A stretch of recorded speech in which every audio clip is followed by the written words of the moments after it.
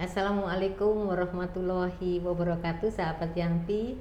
Senang sekali kita berjumpa kembali dengan catatan RSZ. Yang kali ini kita akan menggali lebih dalam lagi seorang entrepreneur, pembisnis, konsultan, dan banyak lagi. Dan yang tentu yang lebih penting adalah Ketua Umum Koperasi Produksi HKTI, yaitu Ibu Diana Widyastuti, yang hadir bersama kita sore hari ini. Selamat sore Ibu Diana. Selamat sore Senang Mbak sekali Susi. bisa bertemu dengan Ibu pada kesempatan podcast kali ini. Tentunya untuk mengembangkan semua yang telah Ibu rintis, mulai dari pembisnis, juga direktur PT Sorghum, juga mengembangkan perkebunan sorghum juga ya. Mungkin melalui podcast ini Ibu bisa menyampaikan ya dari sedikit, awalnya dan sampai berkembang sebesar ini. Mungkin bisa dimulai Ibu. Baik, terima kasih Mbak Susi atas kesempatannya. Saya bisa sharing sedikit mengenai kegiatan saya di sorghum.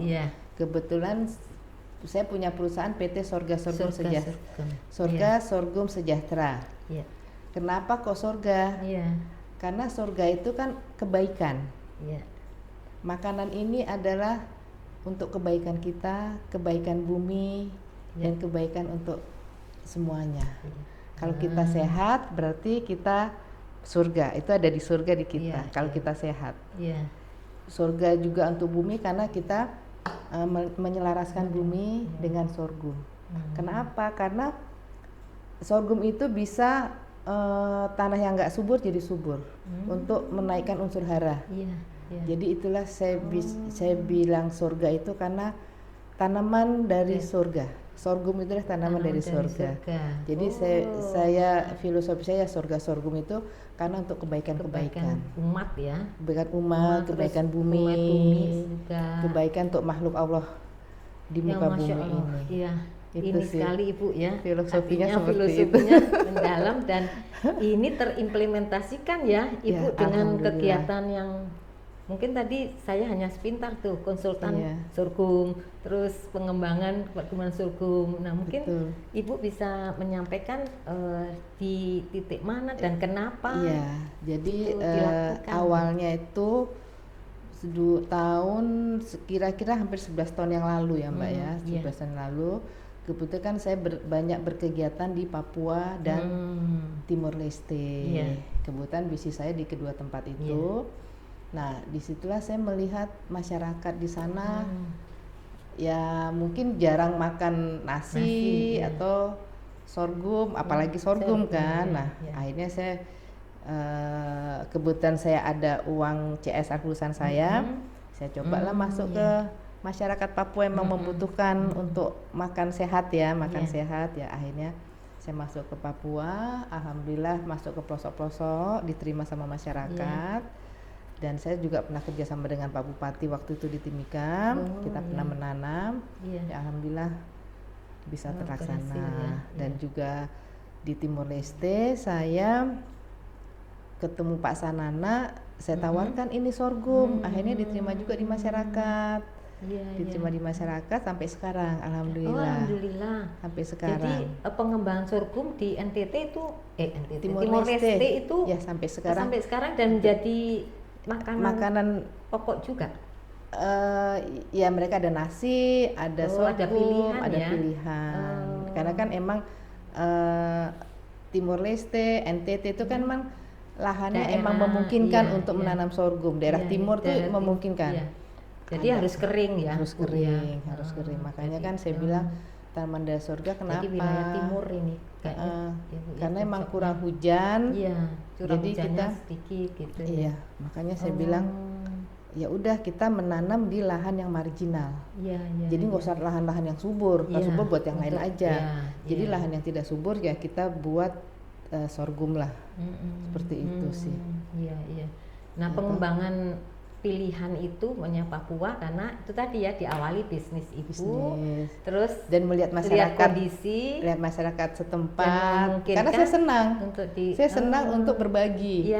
Jadi waktu itu awalnya dari ayah saya kan selalu bilang, kamu sampai kapan bantu masyarakat seperti ini, karena saya selalu bawa beras berkilo-kilo ya toh, bawa ya gitulah sampai istilahnya hanya bantuan saat itu, hanya bantuan ya toh, paling ya 3 bulan sekali, sampai kapan? Sampai kapan tuh? Ya udah, kamu tanam cantel. Karena kan sorghum ini ya teman-teman sahabat Yampi, sorghum ini banyak varietasnya dan namanya juga berbeda di setiap wilayah. Kalau di Jawa namanya cantel, kebetulan ayah saya dari Jawa toh. Terus NTT itu namanya apa ya? Ada NTT itu namanya, kalau Bali namanya buleleng, NTT ada namanya sendiri. Terus di Bali buleleng, kalau di Sunda itu namanya gandrung. Gandrung. Ada beberapa nama. Ternyata ini emang kan sorghum ini sudah ada sejak dulu dan itu sudah ada di relief Borobudur zaman dulu. Berarti sorghum ini Indonesia ya Bu ya? Katanya sih dari Afrika, katanya. Cuman kan kita nggak tahu juga ya. Karena sejarahnya. Karena kan sejarahnya seperti itu panjang. Tapi ya kita lihat dari relief di Borobudur ada sorghum, ada relief di sorghum itu. Karena emang zaman dulu banget, zaman eyang-eyang kita ya makanya sorghum. Makanya saya kalau ke daerah itu saya bawa dia, kami punya Ibu. Tapi namanya berbeda. Namanya berbeda.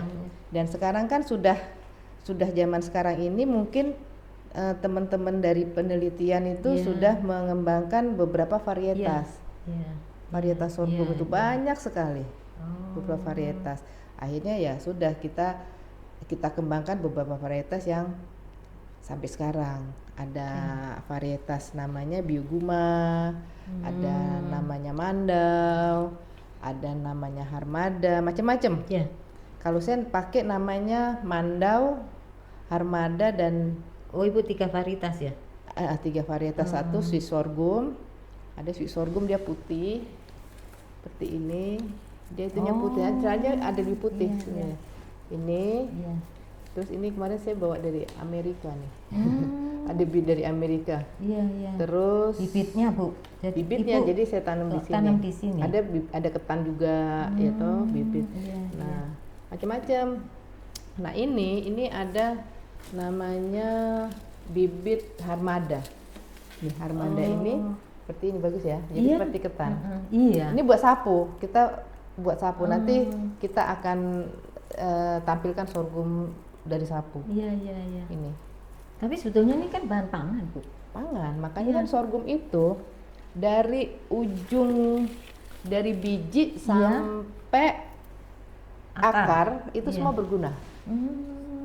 Macam-macam. Ini bisa untuk beras, bisa buat tepung. Batangnya diperes bisa jadi madu madu nanti kita tampilkan madu. Terus bisa jadi kecap turunannya turunannya dari batang. Bisa buat wine dan bisa buat gula termasuk ini gula brown sorghum itu. Dan setelah semuanya diambil kita cacah kita cacah buat pakan ternak. Buat pakan ternak. Ya semuanya jadi bermanfaat dari bermanfaat ujung sampai akar ya Bu ya ini ya. Dan semua kita bisa manfaatkan dan tanah yang tidak subur jadi subur. Unsur haranya jadi bagus. Pertimbangan Ibu ke sorghum karena itu. Karena ya ayah saya bilang kalau kita tanam sorghum kita bisa bantu orang sampai seumur hidup mereka. Jadi kita bantu orang tuh sampai seumur hidup. Kamu cuma kasih bibit, ya karena kan ini mudah. Jadi ini 1 tahun 3 kali panen. 1 tahun 3 kali panen. Tapi dengan perlakuan seperti gini, jadi kita nggak beda. Kita tanam, nanti dia tumbuh. Tumbuh. Terus nanti pas panen kan 110 hari. Oh, 110 kita ambil angkat, ya. Dari bawah sekitar 1 ini dia numbuh lagi. Panen numbuh lagi. Jadi 3 bulan lagi. Ini ya, Bu ya. 3 bulan lebih 3 dikit bulan lah. Lebih, iya. 110 hari. Ya. 110 hari. Dan mereka treatmentnya enggak sulit ya, Bu, artinya pupuknya, terus nanti pestisida, terus apa gitu. Jadi emang karena ini tanaman, kalau saya pribadi, saya masih banyak membantu masyarakat yang membutuhkan. Terutama masyarakat yang di pelosok, yang mereka tidak bisa makan beras. Saya coba untuk mereka pengganti sorghum. Karena apa? Karena di tempat daerah miskin kan halamannya ada. Jadi saya coba kamu taruh aja di halaman berapa meter, 200 meter kah, 300 meter kah. Cocok gitu ya, Bu. Dua biji gitu, 3 biji dia kan numbuh. Dan untuk hari-hari mereka bisa makan. Karena ini diambil nih, gitu, diambil langsung dikeprok-keprok.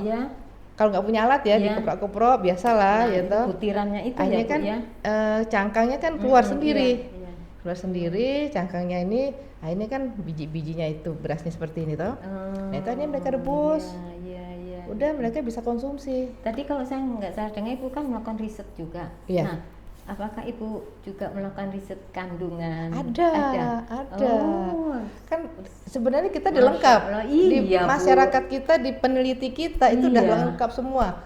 Kandungannya, nutrisinya, kalsiumnya, itu ada semua, Bu. Maksud saya kalau itu menjadi pilihan, maksud saya Bu, alternatif, kalau kan tahu sendiri ya, beras atau padi itu kan sudah mungkin tanahnya udah jenuh ya untuk menerima mereka. Nah, kan bisa tanah-tanah yang marginal itu untuk sorghum itu marginal ya, Bu, itu kita tanam sorghum, insya Allah bisa. Artinya enggak usah kekhawatiran untuk kurang pangan dulu, maksudnya ya.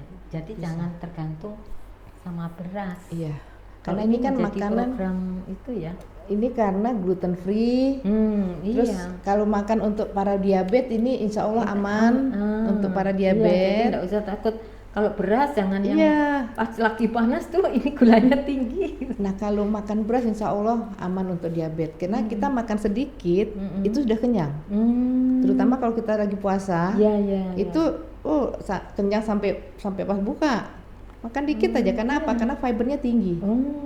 Kan dia ngembang. Ngembang. Jadi fibernya tinggi. Terus kalau kita buat tepung itu bagus juga, tidak lengket di darah. Istilahnya gitu, gluten free toh. Jadi tidak lengket di darah. Jadi kalau tepung ini kan bisa untuk kue. Terus kalau tepung-tepung lain kan itu gluten lengket di darah. Makanya kan banyak orang sakit gula, sakit jantung karena kan dia nempel di darah kan. Secara logika kita aja karena kita bukan dokter tapi menurut teman-teman karena itu karena gluten free, makanan sehat. Hasil ini Bu, maksud saya kan Ibu udah tahu ya, sorghum mudah ditanam tapi manfaatnya terus secara gizi pun terpenuhi. Adakah upaya Ibu enggak ngembangin di daerah sana saja? Maksudnya ini menjadi konsumsi masyarakat kota tuh gimana Bu? Semua bisa. Kita mau di kota kah, mau di desa kah, mau di pelosok kah, insya Allah bisa. Karena emang kalau kita mau bisnis, kita bisa berhektar-hektar. Kalau emang kita disupport ada sama pemerintah dan ada buyer. Ya kan kalau pemerintah kan mereka mungkin akan support di bibit, akan support di alat-alat, ya toh. Nah, kita di koperasi insya Allah kita akan ambil hasilnya. Tapi tetap kan kita harus cari buyer juga. Kan kalau buyer itu dia harus continue. Kalau enggak kan kadang-kadang sekarang Bu Diana saya butuh 50 ton. Aduh, saya nggak ada barang ini. Gitu. Nah, itu kita insya Allah kita akan mengadakan buyer asal kita bisa continue.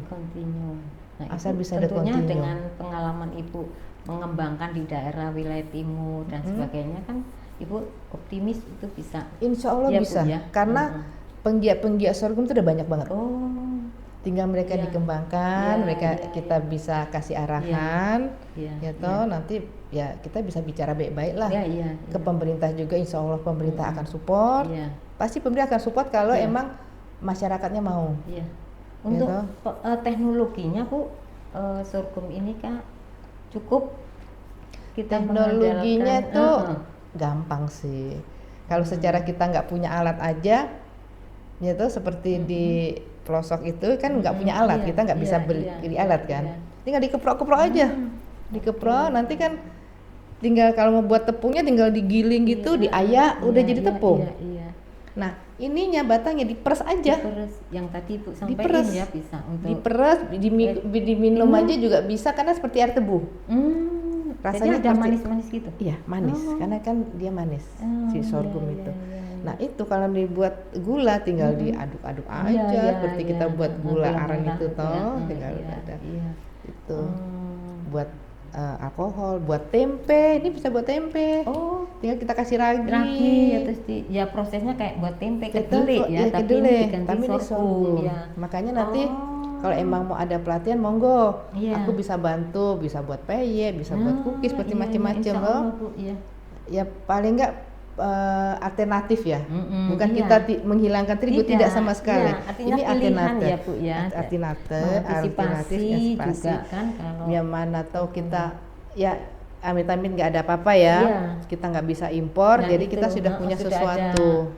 Ya itu ketahanan pangan kita ya Bu ya. Sorghum ini salah satu ya Bu ya, komoditas ketahanan pangan.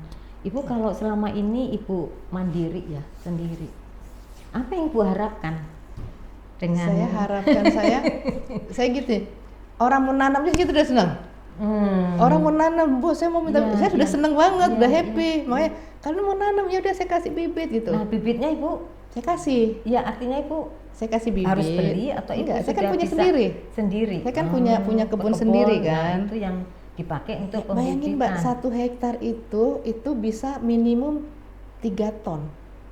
1 hektar. Sementara 1 hektar itu kita paling kebutuhannya 7 kilo sampai 10. Untuk satu. Kalau emang kita awet itu ya 5 kilo aja cukup. 2 gitu kan. Itu ya bisa 3 ton per hektar kita panen, bayangin. Ini produksinya 3 ton? 3 ton untuk panen ya, panen biji ya. Kalau panen hijauan itu bisa 40 ton, 50 ton kalau untuk hijauannya. Iya. Kalau untuk itu ya segitu, bayangin. Gimana kita nggak berfoya-foya kan kalau mau bagi-bagi masyarakat ya kita berfoya-foya aja untuk ngasih bibit. Akhirnya mereka bisa, itu aja sesuatu buat kita. Iya. Halangannya apa menurut Ibu? Pengembangan ini. Halangannya mungkin kalau di tanaman itu mungkin burung. Tapi kan kita bisa mengantisipasinya seperti burung ya toh. Mungkin ada di beberapa daerah yang masyarakatnya emang banyak yang nganggur nih, pemuda-pemudanya. Kadang-kadang saya bilang, ayo kamu bantu dong. Daripada kalian nganggur mabok-mabok, udah bantu saya. Bantu saya udah. Akhirnya mereka buat untuk mengusir burung itu.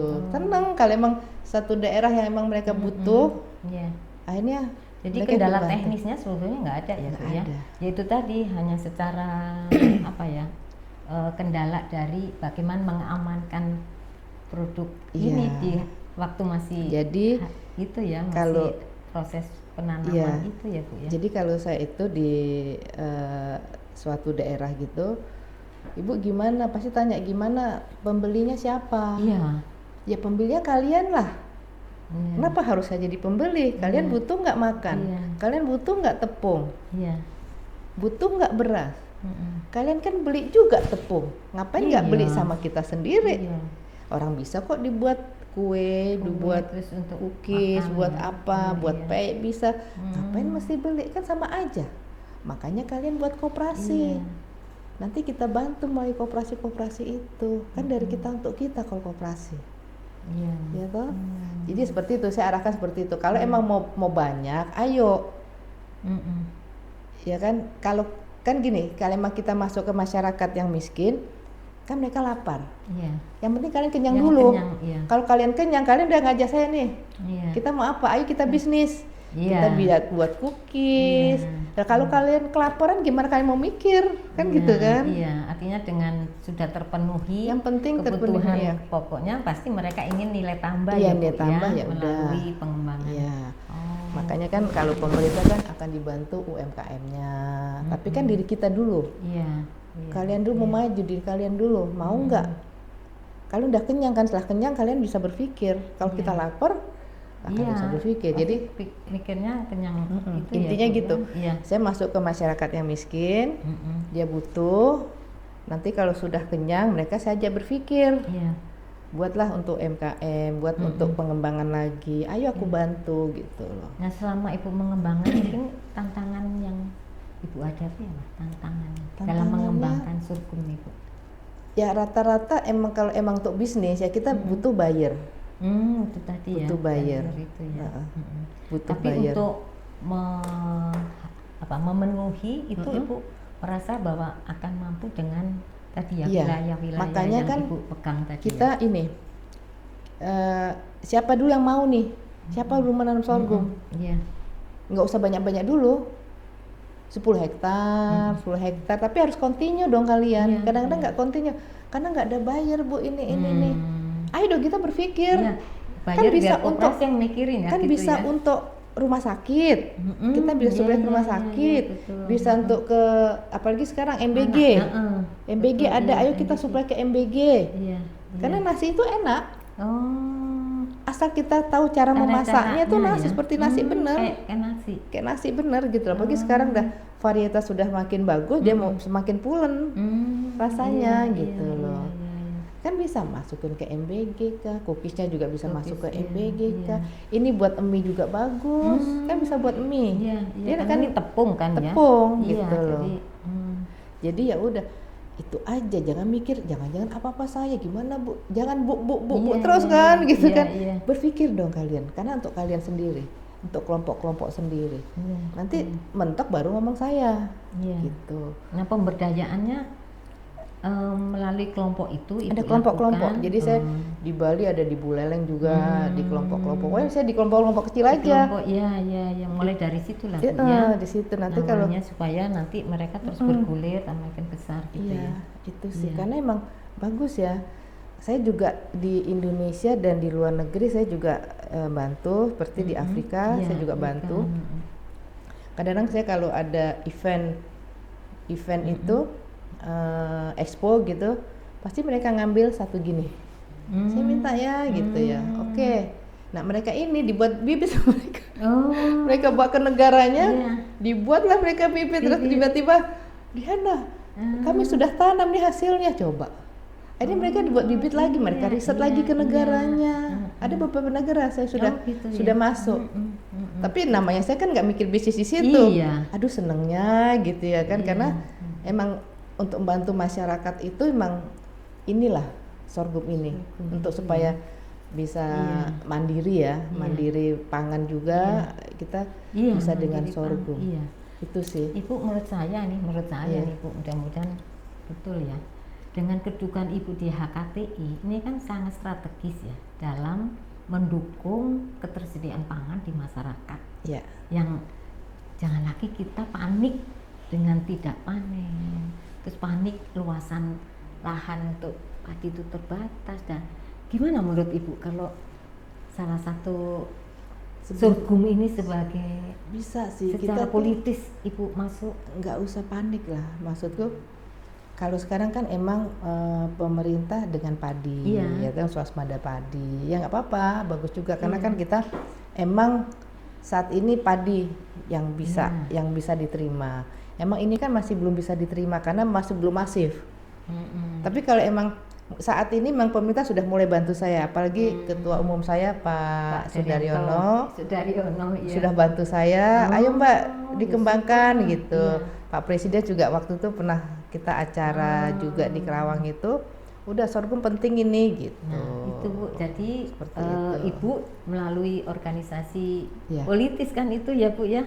Ini bisa membantu pemerintah Insya Allah untuk bisa ini Bu memberikan pilihan ya. Jadi jangan terpaku, ya memang sih itu komoditas strategis ya, tapi jangan lupakan bahwa kita punya pilihan lain yang sesuatu juga yang luar perlu biasa dikembangkan juga gitu. Betul. Ini sesuatu yang luar biasa sih menurut aku sorghum ini. Emang sesuatu kebaikan emang susah ya, namanya duniawi ya. Jadi nggak apa-apa, kita akan terus akan kita terus perjuangkan untuk masyarakat kita, untuk rakyat banyak, untuk kesehatan kita, untuk bumi kita terutama ya toh. Untuk sekarang untuk carbon credit juga sorghum udah bisa. Carbon credit udah bisa juga sorghum. Jadi kalau kita emang luas misalkan berapa ribu hektar luasannya itu ya. Ya, insya Allah bisa jadi alternatif tanaman yang sangat dibutuhkan di Indonesia dan di bumi ini. Nah, selain tadi Ibu sifatnya itu memberi ya, kan Ibu harus mikir juga keberlanjutan ya. Dengan mengembangkan olahan ini, Ibu bidikan pasarnya kemana ini? Ekspor. Ekspor dan lokal juga sih. Lokal tuh butuh juga. Iya, pasar modern gitu kan. Butuh. Karena kita masuk, misalkan kita supply ke rumah sakit, kan butuh banget untuk makanan gluten free nih kan. Kita bisa masuk rumah sakit. Iya. Yang penting kita kreatif aja. Iya. Kalau kita kreatif, apapun kita bisa buat. Ini termasuk sapu kan. Saya sebelum Covid nih saya kita ekspor sapu ke Jepang sama ke Korea. Sapu sorghum. Seperti ini. Apa ininya Bu, keunggulannya? Ya sapu bagus toh. Ada nanti kita tampilkan ya, tampilkan. Sapunya lebih kuat. Jadi kalau di Korea atau Jepang itu dia kan handmade ya. Iya. Kalau dia handmade itu sepertinya kalau punya sapu itu berarti orang kaya. Sapu sorghum itu mereka taruh lah di dinding itu ini sapu orang kaya. Tapi kalau di Amerika mereka kemarin saya lihat itu di kapal-kapal mereka untuk karena kuat. Kuat. Itu. Jadi semuanya kita bisa manfaatkan, termasuk saya buat kosmetik. Kosmetik dari sorghum. Dari bijinya kan itu kan mengandung alkohol juga toh. Kan kita kan ada gulanya. Skincare gitu maksudnya. Skincare. Kosmetik skincare. Saya pernah buat parfum, ya skincare lah. Iya pernah dengar ya kalau parfum dari sorghum. Karena kan dia mengandung alkohol. Udah, saya udah pernah buat. Ekspor ya. Harusnya ekspor, cuman kan karena saya cuma riset aja kan, saya seneng-seneng aja, kita buat bisa gitu ya kan. Tapi perlu ada showroom kali Bu. Harus.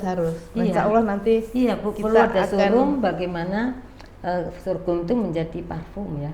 Dan minat masyarakat itu kan bisa dilihat dari keantusiasan itu Bu, sehingga itu bisa produk apa kira-kira brandnya Bu? Ya brandnya kalau saya kan punya brand yang Sorga kan. Sorga itu akan terbawa terus saya kan punya Sorga Bro. Karena penting Bu branding. Iya. Kalau Ibu ditulis di Sorga gitu, itu identik dengan sorghum. Kalau di Google gitu Sorga itu identik dengan sorghum. Karena memang saya bilang tanaman dari surga. Sorghum ini. Iya, jadi kan dari sorghum tadi tuh ya aneka turunan dari banyak sekali. Sorghum banyak sekali dan itu sangat disayangkan kalau hanya berhenti sampai meja gitu loh Bu ya. Jadi termasuk bagaimana masyarakat mengenal dan mencoba dan menyenangi sorghum bagian dari pangan. Betul. Bu, barangkali ya Bu Diana. Jadi menurut aku sih kalau emang pemerintah bantu bibit, bantu alat, lahan juga banyak lahan kosong di Indonesia kita. Tapi ya mudah-mudahan pemerintah bisa masukkan di dalam Bulog. Itu kan lebih membantu, ya kan? Kalau emang bisa ini barang ini sorghum ini bisa masuk ke Bulog, kan alhamdulillah petani makin antusias ya, makin antusias. Artinya merasa bahwa wah gitu loh, ini kita itu ada yang menghargai gitu. Kalau emang kita tanamnya emang masif, banyak, mungkin kita bisa supply ke pabrik-pabrik tepung mungkin bisa. Kalau sekarang kan memang harganya mahal. Mungkin pabrik tepung minta kita harganya karena kan masih sedikit. Sementara kalau kita ngambil dari luar emang udah jutaan ton. Ini kita paling berapa? Jadi kebutuhannya itu harus kita penuhi melalui ini tadi ya Bu ya, bahwa pemerintah mau ambil, terus bibit dibantu, alat dibantu. Kalau tanah kan kita luhan Indonesia kan banyak tanah kosong, banyak banget tanah kosong jutaan hektar. Nah itu aja sih. Ya dan Ibu telah memulai dari masyarakat pedalaman kan. Justru yang mungkin ya agak susah untuk mengenalkan hal yang baru kan di masyarakat. Termasuk ya, buat bioetanol. Buat bioetanol kemarin sudah sama-sama Pertamina kan sudah ada penelitinya. Tinggal kita masif aja, tinggal emang konkretnya aja, komitmen kita, petani, pengusaha dan pemerintah. Dengan komitmen kita aja sih, kita bisa buat bioetanol, atau kita bisa buat apa? Yang buat bakar-bakar segini-segini tuh, Mbak. Briket. Briket bisa. Oh, bisa. Udah aku udah buat briket. Sudah buat briket. Iya, berarti kan sudah artinya dari satu jenis ini kan bisa puluhan tuh ya, Bu. Banyak banget. Tapi benar ya, harus kreatif ya, Bu ya. Harus kreatif. Harus inovatif, yang menggali terus ininya riset. Ya. Emang kita butuh ada dari pemerintah ya, kerjasama dengan perguruan tinggi, kerjasama dengan industri juga, Bu. Iya, dengan anak-anak. Kalau saya biasanya saya bantu mungkin sebulan sekali, 2 bulan sekali, kalau saya lagi sempat saya bantu anak-anak autis yang sekolah SLB. Saya bantu ada 200 pack, 300 pack saya buatin bubur. Nah, itu kan saya bagi-bagi itu ke ibu orang tua jompo, saya bagi-bagi gitu aja sih. Nah, itu sesuatu kesenangan saya. Karena, gitu loh, hobi. Ya ininya udah itu seperti mengalir aja ya, Bu ya. Jadi udah mendarah daging lah itu ya untuk bisa berbagi itu. Dan Masya Allah Bu Diana itu mah senang sih. Bukan masalah. Bukan jadi bukan saya mau ta'ala ya. Lillahi ta'ala, bukan saya mau dapat pahala enggak. Karena itu bahagian. Rasanya kan berbagi itu lebih mempunyai kepuasan ya, Bu. Ya, mungkin ya. Karena ya tadi Ibu punya dan bisa. Sehingga itu menjadi kepuasan tersendiri untuk bisa merasakan orang bahagia. Ya kan kalau misalkan ditaruh di belakang halaman aja. Orang miskin seperti yang di Jogja sana kan ada tempat-tempat yang kumuh tandus gitu ya. Tandus gitu ya kan. Udah tanam aja di belakang rumah. Kalian bisa makan, aku bilang gitu. Iya. Pokoknya jangan mikir beras ya. Gak usah mikir beras. Kalau mereka kan nggak bisa beli beras misalnya. Nggak bisa beli. Belinya kan ada dari ini ya mungkin jauh atau seperti apa belum sampai gitu kan. Ya udah kalian tanam. Jadi kalau saya ke pelosok itu saya naik motor, gitu ya. Saya bawa bibit sama masyarakat gitu. Ibu kalau nggak salah kan ini dilakukan sendiri. Apakah ada komunitas sorghum itu artinya komunitas banyak mungkin. Penggiat sorghum banyak. Kalau saya kan memang saya sendiri. Iya. Saya kenal sih teman-teman penggiat sorghum banyak sekali. Cuman karena saya sendiri ya saya lakukan sendiri.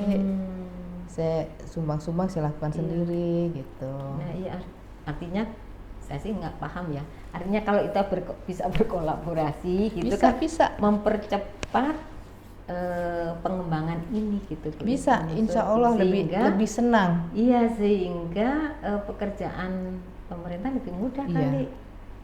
Karena itu tadi sudah ada supply dari. Maka kalau teman-teman Yampi mau ikut bergabung kita untuk sorghum, ayo kita buat kelompok-kelompok. Iya, nanti kan kita ininya para petani loh, Bu. Audiensnya ya. Pasti nanti di lapangan akan bilang, kami tanam, siapa bayarnya? Ayo kita mikirkan bayar masing-masing. Paling enggak untuk keluarga kita dulu, Bu. Misalkan Yampi nih, kayak saya nih, satu keluarga, udah kalian makan sorghum yuk, kita makan sorghum. Misalkan seminggu 2 kali, tapi tepungnya kita dari sorghum, dari kita dulu.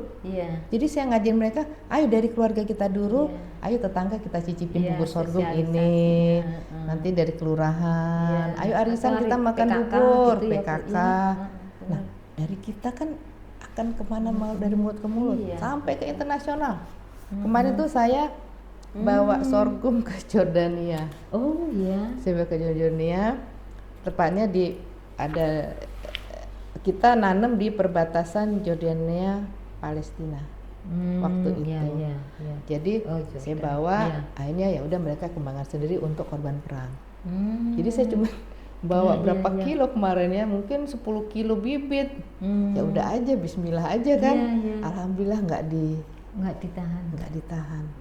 Karena mungkin tujuannya ya kali ya. Ya itu untuk korban perang. Jadi udah kemarin di perbatasan Yordania Palestina saya bawa sorghum itu untuk mereka tanam. Ya sudahlah, bismillah aja kan. Bismillah, semoga bisa bermanfaat buat mereka. Itu sih. Karena ini misi ibu kan kemanusiaan ya. Ya insya Allah. Ya, istilahnya untuk mereka masa ini misi kemanusiaan mau dipersulit gitu ya. Itu sih masuk ke Afrika juga. Sekarang Afrika juga bagus, sorghumnya dari sorghum kita. Iya, karena memang ininya tekstur tanah dan itu mungkin kan ya Bu mendukung untuk ditanam sorghum. Jadi mereka cuman bawa satu gini aja, mereka mungkin bisa untuk kelompoknya untuk kelompok-kelompok mereka sendiri gitu loh. Karena begini aja nih kita tanam 2 dia akan muncul. Ibu kalau misalkan tanam nih di pot gitu, dia muncul gitu.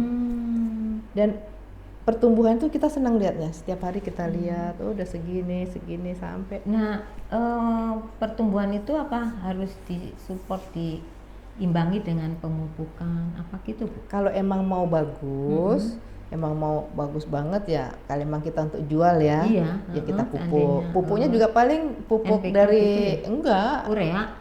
Ya pupuk kohe. Iya, kohe. Iya, kohe, iya. Oh, cukup gitu. Kohe aja. Ya toh, jadi kotoran hewan aja tuh. Biaya untuk proses produksi itu enggak perlu. Kita bisa buat untuk ini aja integrated farming. Kita buat integrated farming. Ada kambingnya di situ, ada ayam di situ, ada sorghumnya situ. Ya kan untuk pakannya udah dari sorghum. Kita cacah-cacah. Toh. Dan juga menurut Ibu kan bisa untuk energi nih kan? Buat energi. Jadi bisa untuk biogas gitu maksudnya ya Bu? Biogas, biopelet. Sehingga terpenuhi lah ini ya kemandirian energi. Kalau umpama itu udah kemandirian energi berkelanjutan. Keren. Pokoknya ini nih yang melalui Ibu lah. Ibu kan yang istilahnya bisa memprovokasi kanan kiri dalam artian untuk semua kan untuk bangsa ya. Insya Allah kalau memang teman-teman kita support, pemerintah udah support sih, cuman kan belum sebagai buyer.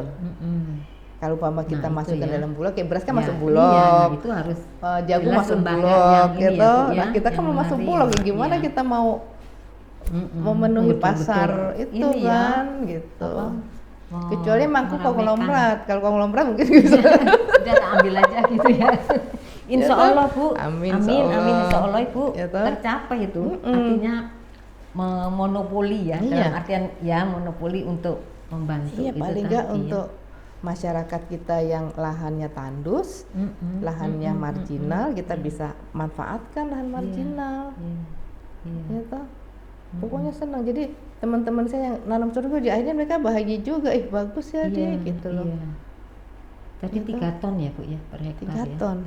Minimum 3 ton. Kalau kita pupuk, kita urusin, kita gitu, openi segala semua udah bisa inilah ya. Cukup lah untuk bisa lebih gitu. Dan akhirnya bisa dijual. Nah, tinggal hitung-hitungan ya Bu. Kalau menurut Ibu udah ngitung enggak? Kalau itu untungnya besar ya. Kalau emang kita mau bener-bener untung dong Bu. Ini 1 kilo aja nih, 1 kilo gabah ya. Saya beli masyarakat tuh 6.500, 7.000. Ini sekilo gabah ya. 6.500 lah saya beli sama petani atau. Kadang kan saya mereka punya lahan atau lahannya pemerintah. Udah tanam deh, saya kasih bibit. Nanti hasilnya saya beli gitu. Itu bisa. Nanti hasilnya kita beli. Udah sekilo itu sekitar 6.500-an gabah. Gitu. Kalau hijauan itu mungkin sekitar 300 perak, 500 perak. Itu kan kalau tambahannya. Tapi kalau emang dia bisa mau buat UMKM lain, makanya masuklah ke koperasi. Kalau koperasi kan dari mereka untuk mereka. Nanti mereka buat UMKM masuk lagi koperasi. Kita beli, mereka beli lagi. Jadi perputaran ekonominya tuh nggak keluar ya Bu ya, keluar. dari situ aja. Jadi untuk kesejahteraan. Untuk makanya betul, ya betul. Alhamdulillah saya di koperasi HKTI walaupun baru-baru terbentuk, insya Allah kita lebih bisa mengembangkan sorghum. Iya. Iya, mudah-mudahan ini kan ya itu tadi Bu ya, pilih alternatif pangan yang kita sendiri punya resource-nya ya Bu ya, dan itu dimungkinkan dengan kondisi daerah yang memang mendukung mendukung dan memang membutuhkan untuk kita sendiri ya, untuk kebutuhan diri kita sendiri. Mau nggak kita sehat, itu sih sebenarnya.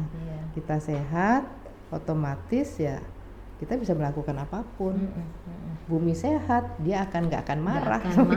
Iya. Allah udah jangan rusak bumiku ya, kan gitu ya. Daripada itu lahan nganggur, udah aja lah kita tanam. Sorghum kita tanam, kan dia seneng juga nih si bumi ini. Oh ternyata kamu nyayangin saya ya, bumi ini kan dia sayang juga sama kita akhirnya kan. Ya udah aja kita tanam gitu loh.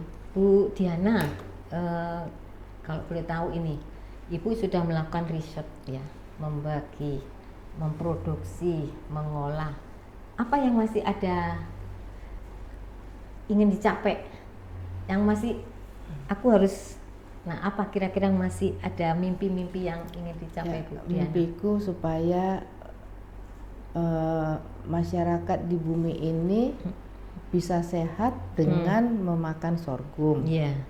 Bumi bisa sehat dengan ditanam dengan menanam sorghum. Itu aja sih, supaya bumi ini lebih selaras.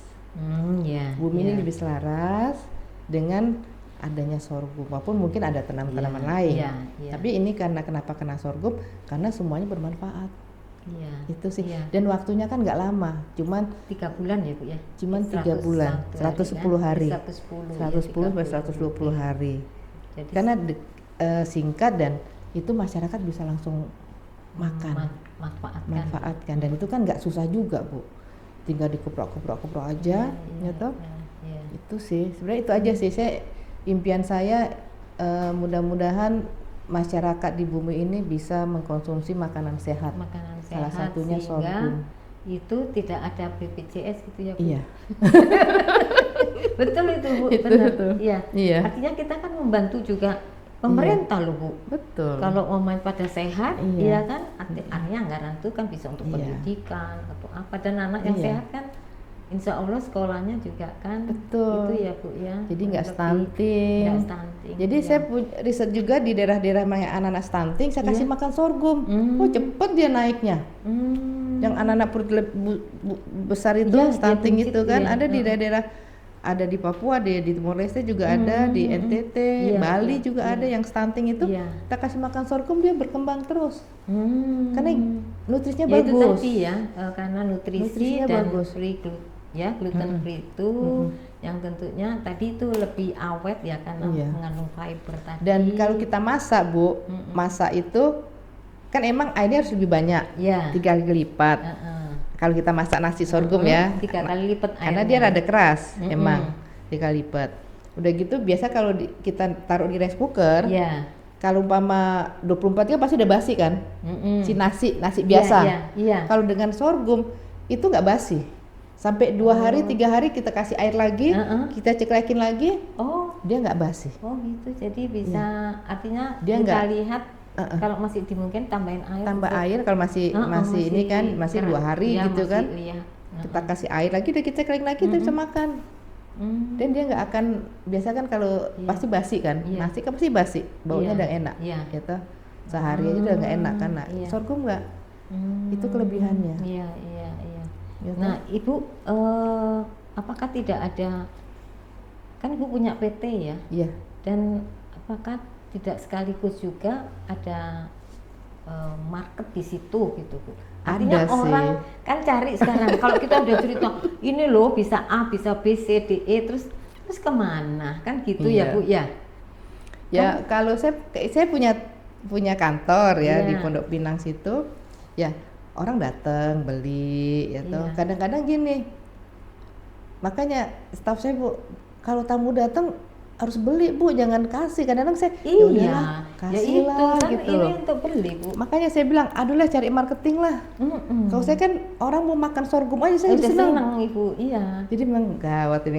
Nah iya, makanya kalau kita udah sosialisasikan nih ya melalui podcast ini dan orang merasa ingin, apalagi yang ingin sehat ya, terutama yang punya penyakit, itu pasti mencari kan Bu. Nah tentunya nggak sembarangan dong, dari tempat kan. Dari teman-teman Yampi mungkin bisa bantu. Iya, ya itu artinya. Ayo kita bantu. Itu tadi melalui kan biasanya gitu ya Bu. Silakan ini melalui ini. Boleh, atau nanti kan kita sama-sama punya kebun di Kerawang. Saya kan punya di Kerawang kebun kan, di kebun. Udah aja. Nanti kapan-kapan kita ke Kerawang lihat ya, bantulah teman-teman Yampi, sahabat Yampi. Insya Allah Bu ya, kan kita ini juga punya rencana ada PT yang memang bergerak di bisnis. Nah, kan bisa ini menjadi salah satu, karena di situ rencananya ada nanti beras, terus ada apa yang produk petani gitu, singkong, jagung. Nah ini kan bisa menjadi salah satu yang bisa kita tawarkan ke ini masyarakat gitu ya, bahwa kita menyiapkan ini tentunya dengan tadi itu mungkin ini bisa Ibu ceritain ini Bu, apa ini? Nah ini kan produk manfaat sorghum. Nah ini kan anti inflamasi, anti kanker, menurunkan berat badan, aman untuk penyakit selilak, aman untuk diabetes, anak berkebutuhan khusus, autis, ADHD, hiperaktif, anak untuk stunting, ya itu yang saya ceritakan tadi. Itu kita bisa masuk ke rumah sakit. Nah dengan ini kan orang pasti kan di sini nggak ada kayaknya ya. Ini ada nutrisinya nih Bu, nih kalori, beras, sorghum, jagung kan ada nih. Nah ini kan penting ya Bu ya, karena kan pasti orang itu akan melihat apakah ini aman, sehatnya di mana gitu kan. Ini udah diteliti, Indonesia kan udah keren lah peneliti-peneliti dari BRIN itu. Cuman kok belum memasyarakat aja itu Bu yang saya sayangkan. Nggak apa-apa, kita kan sesuatu kebaikan kan mungkin. Artinya kalau harus lebih giat gitu loh. Bermasyarakat, iya betul. Ya kan sesuatu begitu, sesuatu kebaikan. Banyak banget yang relaktan gitu. Artinya kalau kelompok aja ya Bu ya kita perkenalkan sorghum ini, artinya tidak hanya untuk wilayah yang tadi kan Ibu sampaikan, bisa di mana aja. Dan dengan memberikan kelebihan ya, artinya dengan memberikan ingredientnya ya, ini kan ini ada ingredientnya. Ini kan protein, kalori, kalsiumnya tinggi. Ini kan sorghum tuh kalsium tinggi loh Bu. Jadi kalau kita udah umur 40 tahun ke atas, itu kan untuk memperbaiki tulang. Betul, iya. Kita bisa buat susu sorghum, bisa buat susu sorghum. Dengan? Ada juga ini? Iya, dengan sorghum. Susu sorghum, buat es krim sorghum dari sini. Dari sini ya. Nanti kita kalau emang mau, nanti kita buat pelatihan aja. Buat pelatihan. Jadi itu yang artinya sorghum ini selama ini mungkin ya dipandang biasa gitu ya Bu ya, karena mungkin bisa di mana saja. Tapi begitu kita tahu bahwa dengan sorghum ini turunannya menjadi ABCDEFG, nah tentunya itu kan menarik minat terutama ini generasi muda ya, yang sekarang itu healthy itu ya Bu, carinya untuk sehat dan sebagainya, kan ini menjadi pilihan mereka untuk bisa kesehariannya gitu ya Bu ya. Artinya ya itu tadi, makanya sorghum, susunya ini, kampanye makan sehat. Kayaknya Bu. Makanan sehat salah satunya bisa sorghum. Ya kan? Mungkin itu sorghum tuh terlalu seksi, jadi ya bagus emang. Terlalu seksi dia. Artinya bisa dipenuhi gitu Bu ya. Untuk tubuh ini yang memang membutuhkan itu tadi, keamanan, terus untuk kesehatan, supaya organ tubuh di dalam ini juga tidak capek ya Bu. Kalau gitu nanti makanya kan saya bilang sorghum, karena kan kalau kita sehat kan berarti kita sudah masuk surga. Sudah merasa di surga, ya nggak Bu? tentunya tadi hilirisasi sudah dilakukan, budidaya ini apa yang bisa Ibu pesankan nih Bu ke sahabat Yangvi ya yang ingin mengawali menanam sorghum ini Bu. Jadi untuk mendukung mungkin program Ibu ya, baik itu sebagai ketua koperasi, sebagai individu, sebagai director, sebagai inilah penggagas. Ya, baik, kalau saya untuk sahabat-sahabat Yangvi, kalau emang mau tertarik kita dengan sorghum, ayo kita mulai dari sedikit dulu. Kita konsumsi dulu sedikit, kita buat olahannya dulu, kita makan. Nah, apa manfaatnya? Kalau kita sudah ketahuan manfaatnya, udah kita bisa itu kembangkan. Akan continue ya Bu ya. Continue. Kan saya bilang tadi dari kita pribadi dulu. Baru kita kasih ke anak, ke keluarga, ke tetangga. Itu yang kita lakukan. Kalau sahabat Yangvi mungkin udah banyak ya, sudah seluruh daerah. Ya, kita coba dulu. Kita coba kecil dulu, baru nanti kan bisa besar. Betul. Jangan berpikir besar, berarti jangan dulu. Kita kecil, kita coba dulu. Jadi langkah-langkah ini ya Bu ya, step by step gitu ya. Ya kan? Jadi kayak semboyan saya di sorghum itu, di sorga sorghum, healthy food, healthy life, healthy earth. Dari makanan sehat, kita akan hidup sehat, bumi juga sehat. Iya. Nah ini yang belum bisa Kak Ibu sampaikan, koordinasi ya atau kolaborasi Ibu sebagai entrepreneur ya atau sebagai director yang bisa mengembangkan sorghum ini, bekerja kolaborasinya dengan pemerintah seperti apa Bu kira-kira? Kalau pemerintah kan ikut masyarakat. Ayo kita bantu kata pemerintah kan. Kalian bisa mau berapa hektar? Ayo saya bantu bibit. Ayo saya bantu alat. Nah di situ ya. Jadi pemerintah jadi buatlah kelompok-kelompok tani, fasilitas.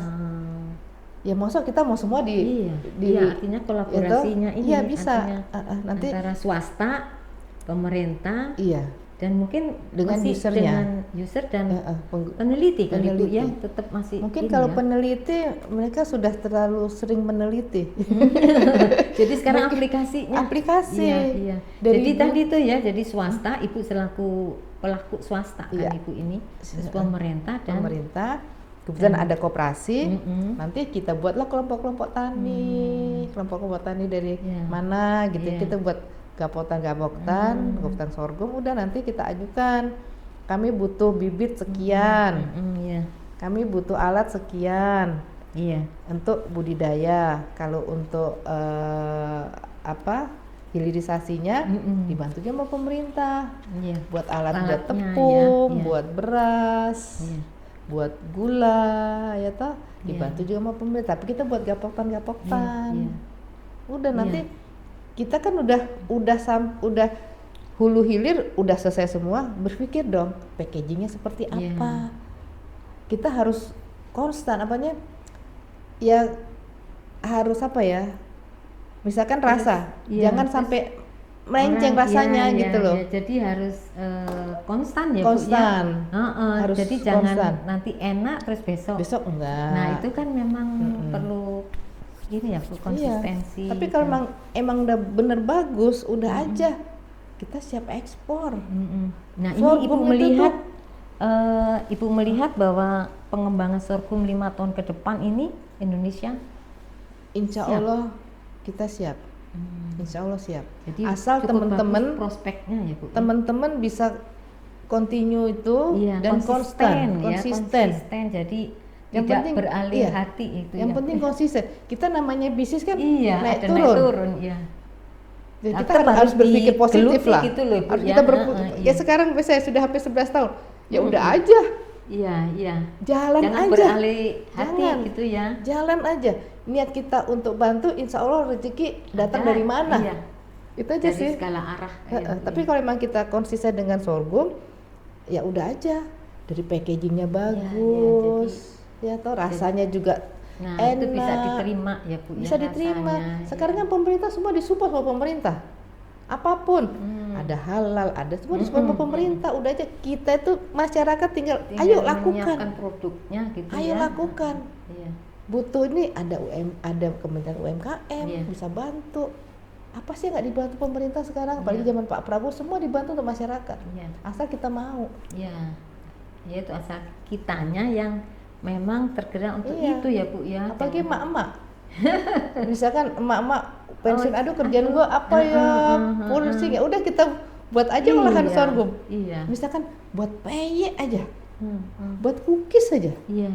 Khusus sorghum udah aja. Khusus sorghum memang itu apa khasnya di sana ya Bu ya, artinya sorghum apa gitu ya Bu buat ya. Peyek kan peyek, bisa buat peyek. Ya itu tadi cookies kayak gini kan. Hantaran ya Bu ya. Hantaran. Saya juga dulu pernah saking saya pengen, saya kan kalau kemana-mana saya selalu bawa sorghum. Saya dagang apa, misalkan saya mau marketingin produk saya ya kan, misalkan saya kan supplier di tambang juga kan, jadi saya mau saya mau presentasi mengenai besi apa ya kan, karena saya masuk untuk tambang kan. Pasti saya bawa sorghum. Diselipin ini ya. Saya bawa sorghum. Lalu Pak ini Pak sorghum gitu. Akhirnya kan kita jadi dekat. Iya. Jadi cara trik marketing saya itu ya. Sesuatu itu ya bisnis yang lain tapi sorghum saya harus, makanya ujung-ujungnya sorghum aja teman saya udah deh kalau sama dia lihat aja pasti dia bawa sorghum. Dan itu akan mempererat kita. Iya. Akan mempererat kita. Jadi nggak pure bisnis ya. Jadi ada sesuatu Pak aja. Ini Pak saya punya gula sorghum Pak dicoba. Oh kamu bisnis apa ini nih? Ini kan karena dia pengen sehat. Dia bisa beli gitu loh. Kita tekunin begitu aja. Ini buat bisnis sampingan. Sorghum ini buat bisnis sampingan kita gitu loh. Ya hitung-hitung berhadiah kan, kita bantu orang juga. Ya kita jualan juga secara enggak ini juga kan ya Bu ya, nilai tambah lain. Setiap departemen kita jadi gini, daripada di departemen itu kuenya kan dari ini udah aja pakai lokal sorghum. Kita jual ke departemen, misalkan kantor bupati kah, kantor camat kah. Kan? Ya itu melalui organisasi tadi itu Bu, PKK kah atau KWT gitu ya, arisan kayak buat tadi kue-kue apa kayak itu ya kan, kue lemper apa itu bisa kan. Ini kita ada ketan juga, ada sorghum ketan juga, ada sorghum ketan itu. Jadi ya cobalah kita mulai dari kecil, insya Allah anak cucu kita juga kita bisa ajarin toh, kita menurunkan keturunan yang sehat ya, dan tentunya melindungi bumi Bu ya, itu kan jangan merusak melalui salah satunya melalui penanaman sorghum ini salah ya, satunya karena fokus di sorghum, salah satunya untuk menyelaraskan bumi dan manusia kita sendiri. Masya Allah ya Bu Diana, ini terima kasih tanpa terasa ya tanpa terasa ini kita udah 1 jam kayaknya nih ngobrol. Pokoknya kalau udah ngomong sorghum Ibu mah udah antusias aja, udah sampai lupa waktu. Ini terima kasih Bu Diana waktunya, Ibu di dalam kesibukannya, di dalam apa ya tadi acaranya yang bertubi-tubi masih bisa menyempatkan. Nah sebelum kita akhiri, saya ingin closing statement dari Bu Diana untuk sahabat Yampi, monggo. Ya buat sahabat Yampi, alhamdulillah saya bisa sedikit sharing. Insya Allah kita kedepannya kita bisa ketemu lagi. Saya bisa memberikan pelatihan-pelatihan Insya Allah, dan kita akan bisa maju dengan sorghum. Kita bisa sehat dengan sorghum. Kita bisa selaras dengan sorghum. Amin. Gitu aja. Baik. Terima kasih buat sahabat Yampi, Ibu Terima kasih Susi, sekali lagi Bu Diana, pengalaman yang sangat menginspirasi. Mudah-mudahan ini ada manfaatnya ya Bu ya untuk sahabat Yampi, dan juga kita yang sudah mengetahui, dan kita juga yang bertanggung jawab juga kepada anak cucu kita ya, sehingga kita bisa memberikan peninggalan yang memberikan manfaat ya Bu. Demikian sahabat Yampi, bincang-bincang kita dengan Ibu Diana, mudah-mudahan memberikan manfaat baik untuk kesehatan, baik untuk memelihara bumi kita yang tercipta, dan juga untuk masyarakat pada umumnya. Ya. Kami akhiri, wabillahi taufik walhidayah. Wassalamualaikum warahmatullahi wabarakatuh. Sampai di sini dulu catatan RSZ.